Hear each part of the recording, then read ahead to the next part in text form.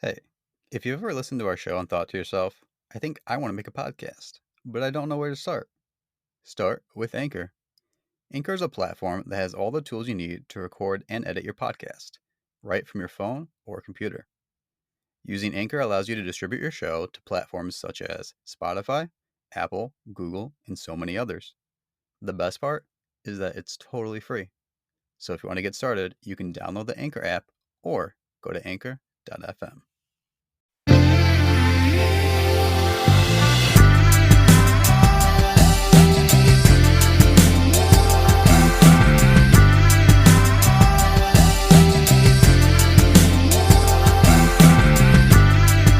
What's up, nerds? Welcome to the Dirty 30 episode of The Bandwagon Fan.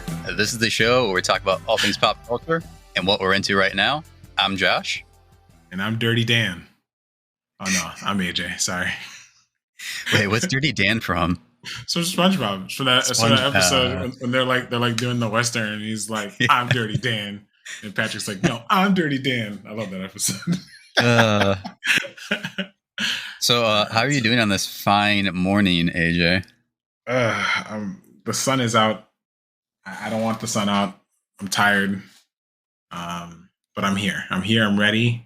I'm ready to talk about some music today. We got a little different episode. Yeah, folks. We are up early recording just for you. So buckle in. Starting things off. What'd you do? I obviously wasn't on the last episode. Yeah. So how you been since we last spoke? Pretty good, man. Just here in Houston, it's like 1,000,000 degrees. It's like that scene from Terminator 2 when what's her name's having that dream, and it's like the nuclear explosion ripping the skin big off. Fireball. Yeah. That's what it feels like in Texas right now. It is hot as balls. What's the high? So here's the thing. The highs don't normally exceed like 93, 94. It's the humidity that makes you feel like you're just in a permanent easy bake oven. Okay. It's just gross. Yeah, we've been getting that up here too in Chicagoland. Yeah. It was toasty, man. Yeah. But it's high. We're definitely going through a heat wave, but it's okay. If I got to put up with 2 months of this to deal with nice weather for most of the year, I'm okay with that. I'm cool with it. Yeah, right. You don't have to deal with 5 months of snow and ice. Yeah, exactly. I hope I never see snow again. Yeah. But I mean, like last week it was pretty nice. I went to the Puerto Rican Fest in Humboldt Park. Oh, I missed it. Have you ever been to that? Yes, we used to go all the time. It's so fun. Dude, it was my first time going. Good food. It's a great experience. Yeah. And like people get wild. They get buck wild. Like if you're like from like a white person from the suburbs, like I'm half white, so like that's what I grew up around. And you're there, especially at night, you're like, is this safe? But then when I was with Wendy, she's like, a party. This is what we do in Latin America. She's like, people are like hanging out of their car windows, like sitting in the window, like on the top of the cars, driving around. It is so much traffic with motorcycles, doing burnouts. If you like that, you should also go to Mole Fest. I think that's in July. Oh, okay. Same. Oh, actually, the Mole Fest is in. Oh my goodness, I can't remember the neighborhood. It's by the Costco in Chicago. That neighborhood. Yeah, okay. But it's a little bit ways off, but still a lot of fun. Okay, I know Colombian Fest is coming up too, so I want to go to that. Yeah, man. It's fun experiences. Speaking of Puerto Ricans, so recently the vocalist of Lorna Shore, Will Ramos, he got to go to the University of Utah to do a collaboration with this YouTuber. Her channel is called The Charismatic Voice. She's a vocal coach, and they went there to stick a microphone down his throat as he does his vocals. And for those who don't know, he is part of a deathcore band, and he has some of the most insane vocals out there. And AJ, I had you watch a little bit of the video. What were your thoughts on it? So, as a person who has no idea what deathcore is, this was very fascinating.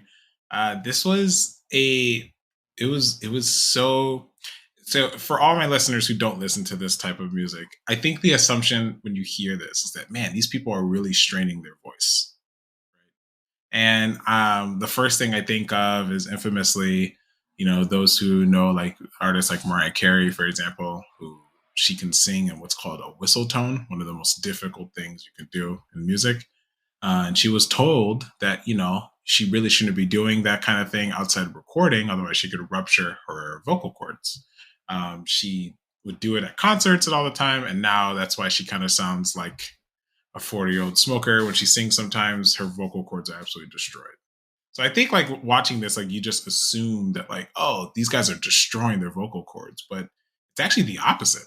It's actually the incredible control and incredible muscle, like throat and muscle definition in the way he is singing, and it was just fascinating. It was amazing. Yeah, and like what was really cool for me as someone who's a fan of the music, it gives me further appreciation for it because it's combining the art with the science. Yeah. And like I like the same thing where like I've seen this classical composer who analyzed Kendrick Lamar's music. Mm-hmm. Same thing, like it gives you a different appreciation for that music, but then also if you're not a fan, then it kind of helps you to look at it differently.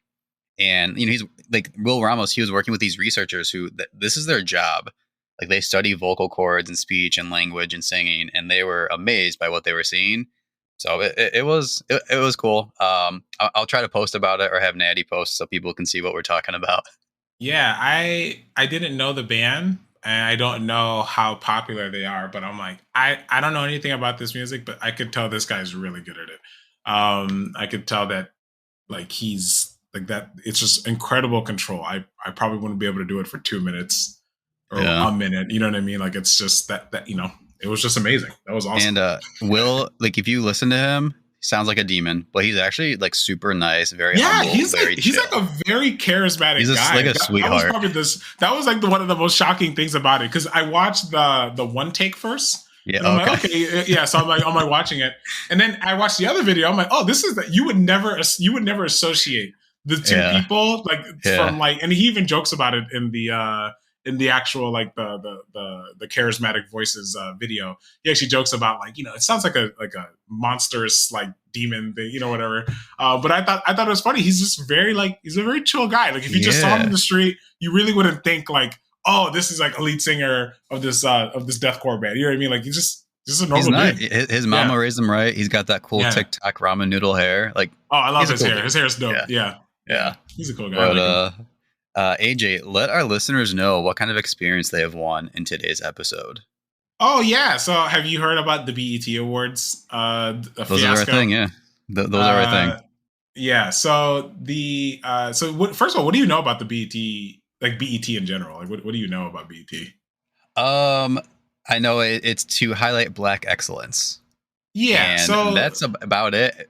I also believe it's not owned by a Black person or Black people. It was founded by Black entrepreneurs, specifically Robert L. Johnson wanted to identify like Black programming, right? Especially like in the 70s, 80s, there really wasn't Black television. Mm-hmm. And it was like a huge success from a minority standpoint, and also like from like an economic standpoint too. I mean, it made them a lot of money, but it was a big success. It was like supposed to be this thing where like for some people might remember it, but like there used to be all these like different like flavors of BET, like BET Gospel, BET like sports. Like they were throwing the bookshelf at like Black audiences, and it was pretty profitable. So profitable that in the year 2000, Robert Johnson and the other associates, they sold BET to Viacom. And infamously, if anyone out here watches Boondocks, there is a banned episode of the Boondocks where they absolutely dunk on BET. Long story short, if I remember this correctly, I think the same company that owns Adult Swim, or I think Viacom also owns Adult Swim. I could be wrong in that, but there was a reason why the episode they had to scrap it. But let's just say not all Black people love what Viacom has done with BET since their takeover. Infamously, the following year after the purchase, they started the BET Awards. So kind of like what you said, the BET Awards was kind of designed to be this praising of Black excellence, right? And it was like they had like awards for all kind of different like genres. Like it was sports, it was like gospel, it was male, female R&B, hip hop. So it was just meant to be this, I guess you could say, this space where Black artists and prominent Black figures could get recognized in the spaces that at the time, these executives and whatnot, they just didn't feel like there was any other space for that. And so we fast forward to today, and the BET Awards, it's not held in the same regard, and there can be a lot of discussion as to why that is. But basically, the big controversy is that this year they released the nominees for best hip hop artists. So can you kind of guess some of the artists that are there for best male hip hop artists? Kendrick is one. Yep. J. Cole. Okay. Yep. And now I'm drawing blanks. I actually saw the list, and I was like, "Yeah, this makes sense." Did you really? Like, wait a second. Yeah. So including, there's also Drake. There's also Future. Yeah. There's also Kanye. There's also Lil Baby, and Jack Harlow. I thought that was really weird. I thought that was strange. Now, don't get me wrong. Jack Harlow is not the first white person to get nominated for a BET Award. I don't know if you know that. Yeah, I mean, Eminem's been on there. Eminem's been nominated. Times. Yes, multiple times. And Robin Thicke actually is another artist. What? Yeah. What? Robin Thicke has been nominated for like I was nominated like 4 different years. I think the sentiment was like he was married to a Black woman, so like I don't know. Come on. Look, I don't even have a problem with a white person being nominated. Right? Personally, yeah. I really don't. But I think the concern is like Lil Nas X also released an album, and he wasn't even nominated. So it's just weird to see these artists and then Jack Harlow. And in a month where we celebrate Juneteenth and we celebrate Pride Month, that's just a big miss. That's just a big miss from the BET Awards. Yeah, it's a big oof. And, I think they kind of forgot too, because when they were called out on it, they're like, oh, yeah, well, we love Lil Nas X. And he's like, apparently not, because you didn't nominate me for my first album either. Yeah, I saw that. Yeah, so it's a big problem in the Black community, this accepting of Black, the Black gay community just doesn't feel like accepted the same. And I feel like this is one of those moments where nobody asks the other person next to them, like, is this a good idea? You know what I mean? Yep. I kind of feel like it's one of those things where it's like, just add Lil Nas X as a nominee, or take Jack Harlow off. And specifically, I remember, I think I read this on Twitter. So if this isn't true, someone out there, let me know. But Jack Harlow could deny the award too. He doesn't have to accept it. So it's one of those things where it's like, or the nomination, I should say. So it's one of those things where it's like, it's just weird. But we'll get into that, because Jack Harlow is actually the subject matter of our episode today. So like, we'll get into a little bit more. But I just don't really understand the Black community's embrace of this white kid from, or where's he from? I think he's from like Louisville or something like that. This white kid from like Louisville, when there's a young gay Black man, and he's very successful, and much more talented. To be quite honest with you, just much more talented than Jack Harlow. And I don't know. Lil Nas X has said himself that like Black artists don't want to work with him, and that is something we could talk about for another episode, because that is a very, very deep conversation about homosexuality in the hip hop community. That is that could be an episode in and of itself. Yeah, it's a deep cut. Yeah, it's a deep cut. But I think at the end of the day, that Lil Nas X is just representing a section of Black people who, let's just say, Black people aren't ready to come to terms with yet. And I think that's where a lot of that conflict comes from. And he's okay with it. Like he grew up he's from Georgia. Like as a gay Black man from Georgia, like I'm sure he's seen his fair share of a mess. So, but yeah, we should definitely, if people are interested, we'll touch back on that in a future episode. Yeah. So speaking of Jack Harlow, what do you know about Jack Harlow, by the way? Literally nothing. When you guys mentioned him, but you were like, "Oh, his album BET, blah blah." I was like, "Who is this?" And then I go to Spotify, type in Jack. I was like, "Okay, Jack White's probably gonna come up." Jack Harlow was the first thing that popped up. Yes. I was like, "Wait, what? Who? Yeah. Who is this Yeah. guy?" I've heard a clip of his song somewhere, but I had no idea who he was. Yeah, he's a artist. In my personal opinion, I think he's an industry plant. His skyrocket to stardom is just so vertical that I don't really understand it doesn't seem precedented, right? It's not like he's an incredible artist. It's not like he's an incredible talented rapper. It's not like he's an incredible it's not like he has like an incredibly talented like production team that he's been working with forever. I think like the Billie Eilish, like the the Post Malone situations, that he just sells an image, and white corporate America goes all in on images that they can sell, because the lighter the image, the greener the profits. You know what I mean? Like, for whatever reason, I don't know. I don't know. That's just the way it's always been. We can go back to a little man named Elvis if you want to fight me. Oh, we can go all the way back to a man named Elvis if you want to fight me. This is a tale as old as time. Okay, yep.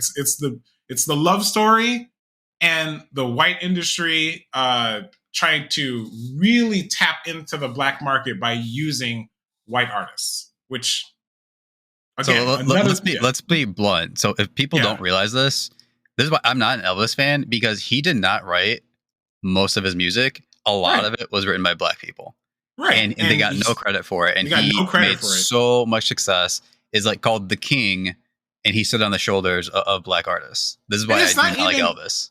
And for distinction, I have no problem with, like in Elvis's situation, a white artist who loves blues and rock and roll. Robin Thicke, as I mentioned earlier, a white artist who loves R&B. I don't have a problem with it. That's amazing. But I think where it can become a headache is like the Macklemore situation, right? Where Macklemore released an album the same year as, I believe, for sure, Drake and Kendrick Lamar. Yeah, and Mad City, right? Yeah, no, that was To Pimp a Butterfly. Wait, are you serious? Yes. That's even worse. Yes,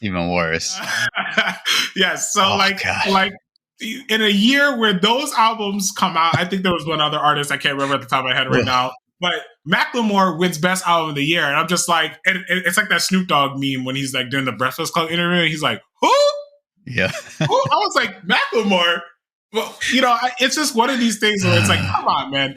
Everybody who listens to hip hop knows that's not, and it's not even to say that Macklemore album was bad. It was a good album, but come on, we're comparing apples and oranges at that point, So here we are back with Jack Harlow, who's been doing it since he was like 10 years old. I don't know if have you listened to like his old stuff? So that's the thing. I remember seeing Jack Harlow when he had a very different image, and that's why I bring up the image thing. He was like this. I guess like almost like a dorky rapper. Like that was supposed to be his like shtick. So I remember him, and the first time I saw him, we'll say in his glow up, right? Totally unrecognizable. I mean, he used to wear like glasses. His hair was like spaghetti. Like it's just a completely different image. And then now, I mean, he's I think a lot of younger kids they especially. I mean, look, let's call a spade a spade. A lot of young white women love, it's the best of both worlds. It's what they feel like they could get if they are attracted to a black person and a white man. Okay. So like, that's what they're trying to sell. And it works for him, right? He's having a lot of success in that space. He just released his second studio release album called Come Home, The Kids Miss You. What were your thoughts going like as you like started listening to it? I got halfway through it and then stopped because I just wasn't enjoying it. And I hate to sound like a hater. Again, as a creative myself, I hate to dump on anyone else's creation, but it just was not. I did not vibe with it at all. it felt a lot of the same. It was like really repetitive. It brought to mind. I was talking to Tyler March, NF, where it's like this is all the same. Like I don't feel like there's a distinct message being conveyed. Yeah, those were my initial thoughts. Yeah, so like for me personally, my initial impression was this seems so uninspired. This seems like music made for radio, music made to be played at H&M. Like it doesn't seem inspired. And that's why I call him an industry plant. Maybe he didn't start off as an industry plant, but man, let me tell you, there is a lot of money put into this, and there's a lot of features. There's a lot of features in this album. I'm just like, okay. I mean, clearly somebody just gave this person a big old check and just said, "Hey, can you just jump on this song real quick?" Because they really tried. Yeah, they really tried to make this work, and it just didn't work. It just didn't work for me. And you brought up that you don't like to dunk on creatives. I take the Gordon Ramsay approach. I think that. So I don't know, to give you guys a little context. I'm a musician as well, and I used to I played trumpet, played piano, played bass. And when I was in high school, I was in marching band, and our band director said something that, for whatever reason, it just always stuck out to me. It's like those things that, like in your lifetime, they will always stick out to you. And there was a girl on the flags side of the field, and she was doing something, and we stopped. And mind you, we're like practice, like the whole band, palms, flags, everyone's there. We're all doing our set. And she stops the set. She calls out this lady individually, and she says, "Young lady, if you do not want to be here, you can leave. But if you're going to be here, I need your focus, I need your attention, and I need polish." She's like, "You cannot be doing whatever you're doing with the flag." And then everyone kind of made this like groaning sound, like, "Oh wow," because it just felt so mean. It felt so cutting. Yeah. And she's like, "We can." She essentially said, I can sit here and be nice, but nice doesn't yield progress."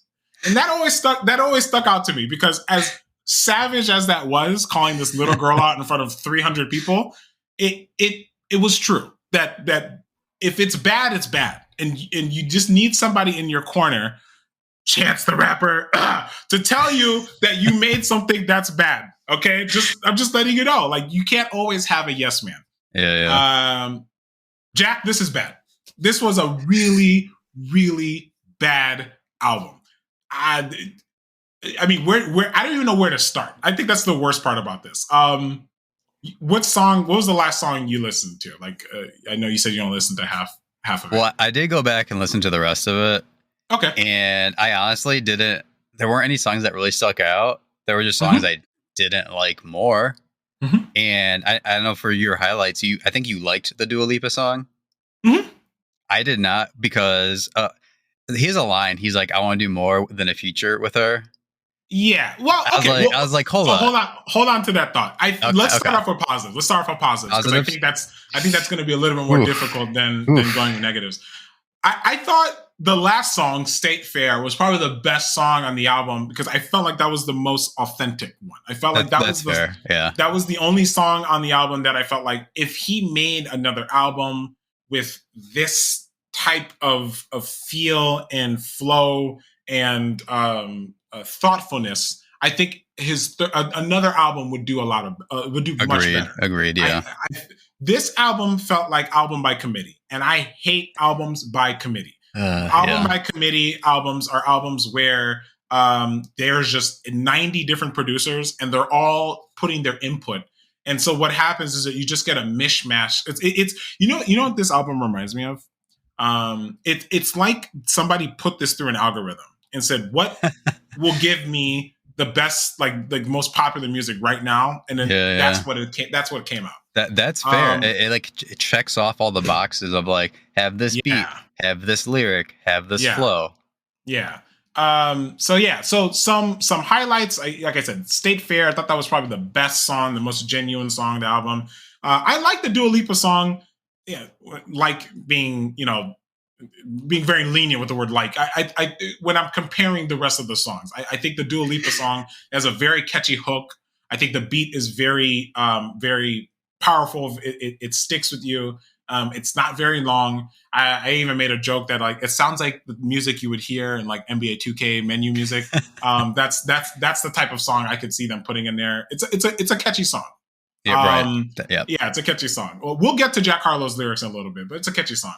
Another highlight is Churchill Downs. I think that's the song that a lot of people gravitate toward because Drake's the one on with there. Drake? Yeah, okay. That's the one with Drake on there. Yes. That has a very strong sample. In my opinion, my issue with Jack Harlow is that it feels like he's making music for white kids who can't listen to Drake because he says the N-word.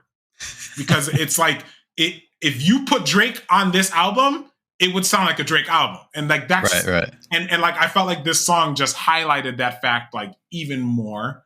I felt like he was just it's almost like a 6-minute song. And him and Drake are rapping like the same. It is nuts. It is like it's just after 2 minutes, you're just over it. You're just over the song. The beat is also super repetitive. So when you don't have an artist who can chop up the monotonous feel with their vocals, that's a problem too. They probably should have thrown a different feature in there. Somebody else should have been on there, but I don't know. Maybe the money ran out. I don't know. Nail Tech also I thought was a highlight on this album because I felt like the sample was really punchy. Unfortunately, I think like the sample is the better part of the song. I feel like the lyrics are just very lazy, just thrown together lyrics. But the sample is pretty good. The production is pretty good on that one. Now we can just get into like the lowlights. So like, what were some lowlights for you, out of curiosity? The lyrics and the flow. Yeah. It again, I like music that has something to say. Okay. And I felt like this didn't have a whole lot to say. And then his flow, I don't know. Like the thing about hip hop is part of the art is the way you say the words and arrange. Like it's like an orchestra, and it doesn't feel like he or his producers have a good grasp on how to be intricate. It's just meant to be like catchy, and that doesn't work for me. Well, to add on to that, I think a bigger problem is that he doesn't have a sound at the moment. He doesn't have. That is also true. There's no distinction. What I mean? He doesn't have a distinct. He doesn't have a sound. And personally, my personal opinion, like I don't have a problem with artists who are immature, but there's immaturity that's clever, and then there's immaturity that's lazy. And I feel like a lot of his lyrics lean on immature, lazy. Like I'm gonna give you some examples. I'm gonna give you some examples. Okay, this is a bar. This is the first bar of Young Harleezy. He says, "Young Harleezy, y'all grew up with RPGs. I was in the 7th grade selling hard CDs. I was on stage talent show, heart beating. Now I make it sound like I write bars easy." That is whack. That is now. Don't get me wrong. Every artist has made some bad bars. Okay, but when your album is filled with things like you never fucked with someone who writes songs. I won't use your name if you feel like it don't belong. But I'm just so inspired by the way you wear that thong. You know, I like to dictate things, Kim Jong. Come on, dog. Come on. What is that? What is that? Well, okay. Actually, you know what? That reminds me. His flow has not changed since he was a kid. And when he was a kid, 10, 11, 12, 15, 16, it was good. It's like, you're a kid. This is good. 10 years old. He hasn't evolved. I feel like this album is what he would have made when he was a kid, which would have been great as a kid, but you're an adult, dude. Like, I'm expecting more. Can I tell you my favorite bar on this whole album? Let's go. I know my grandpa would have had a heart attack if I pulled out $100,000 out. Yeah, I'm not gonna pull $100,000 out. I was like, I literally sat there listening. I was like, what? It's like, what was that? Yo, this is crazy. I was like, this isn't.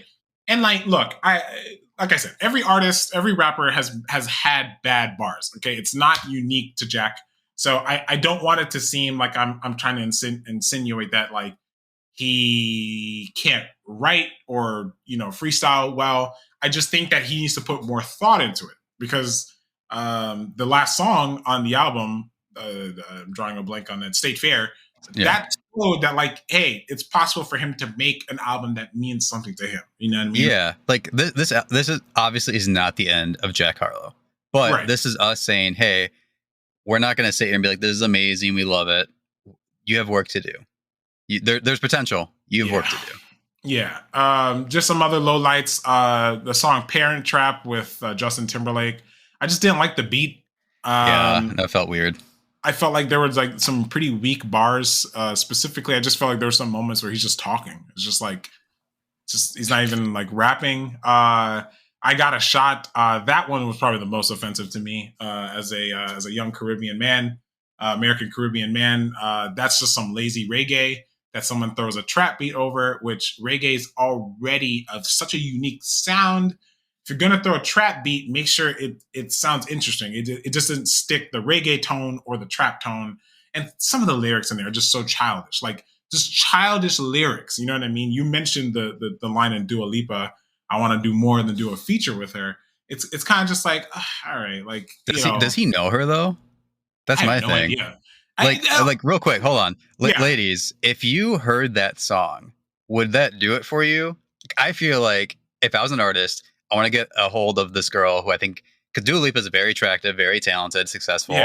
Comment on like her personality, her career, her creativity, her appearance. I mean, you can. What is this? He can comment on her looks, but it just goes back into like it doesn't go deeper than these immature like Dua Lipa. You know what I mean? Now I said if he really wanted to make this feature work, he should have had Dua Lipa on the song. Yes. That would have been really cool. I would have liked that. Yeah.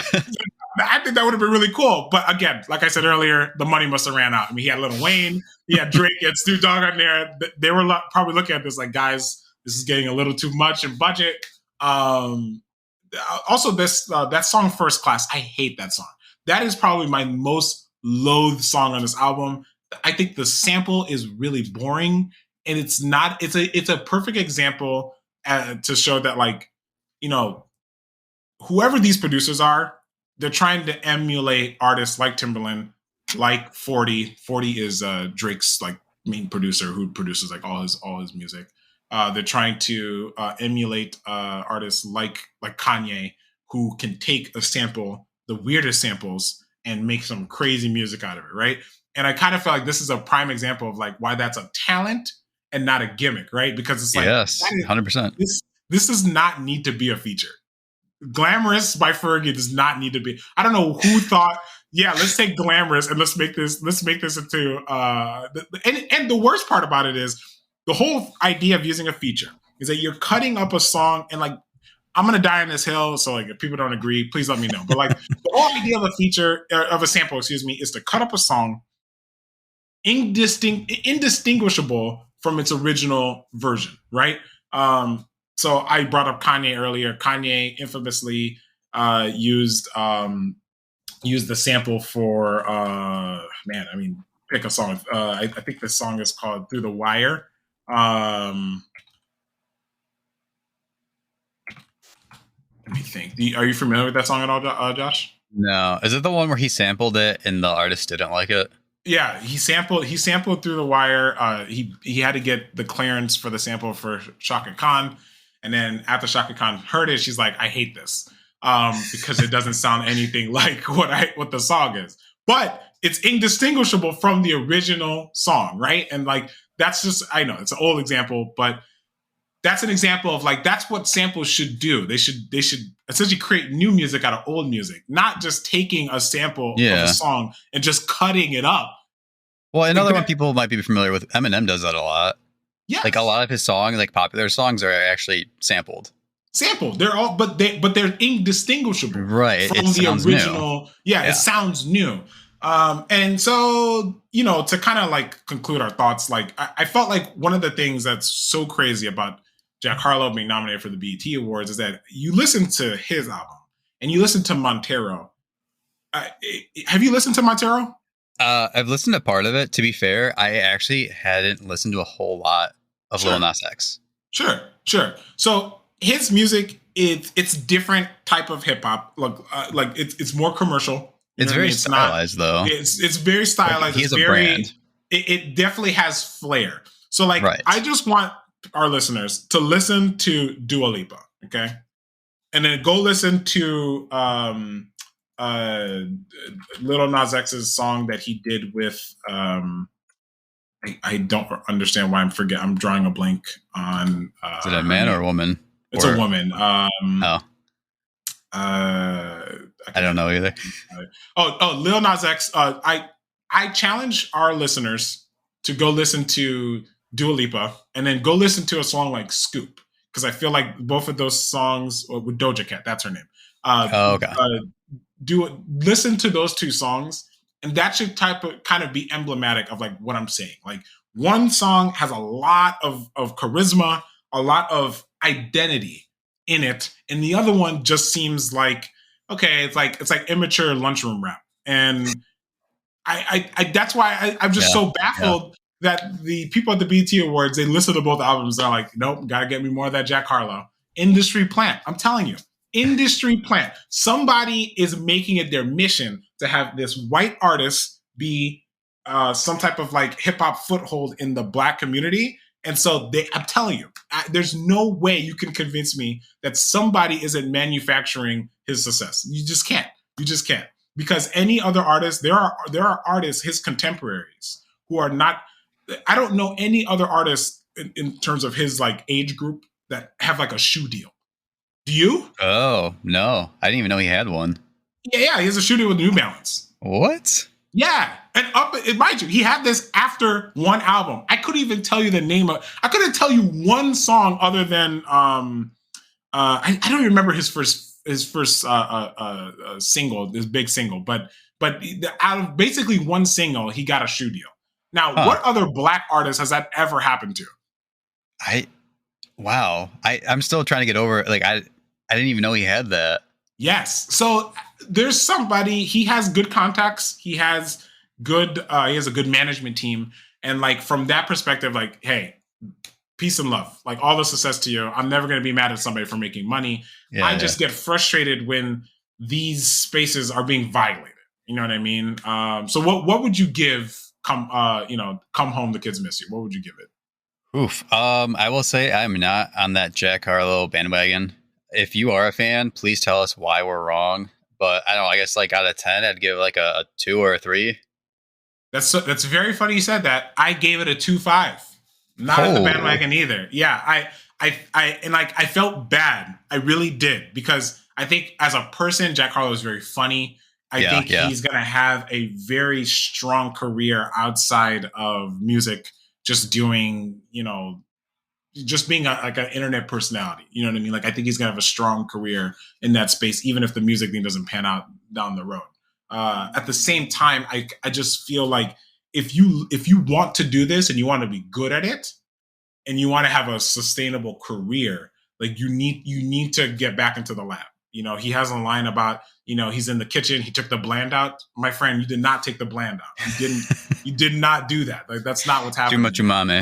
Too much umami flavor, not enough spice. So he just needs to,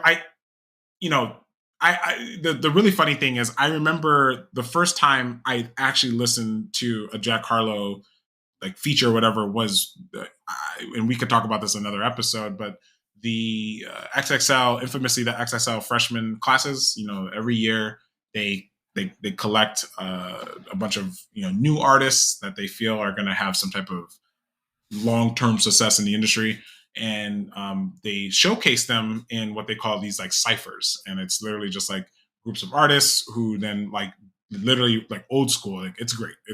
It really encaptures like the feel of hip hop, where it's just like a bunch of artists are supposed to be rapping over just some DJ's beat, and that's it. You just freestyle.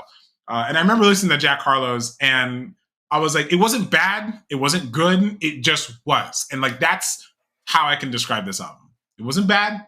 It wasn't good. It just was. However, there's too much. It just was. And that's what makes it uninteresting to me. So there you have it.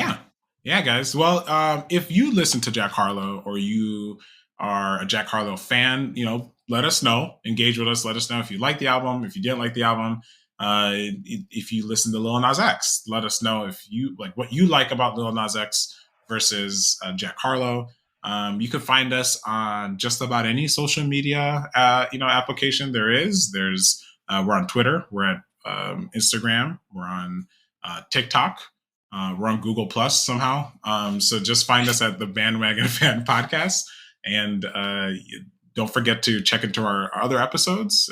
Find us on Apple, Stitcher, and just about anywhere you can get a podcast stream. You can find us at the Bandwagon Fan Podcast. Thank you guys for listening. Have a great day.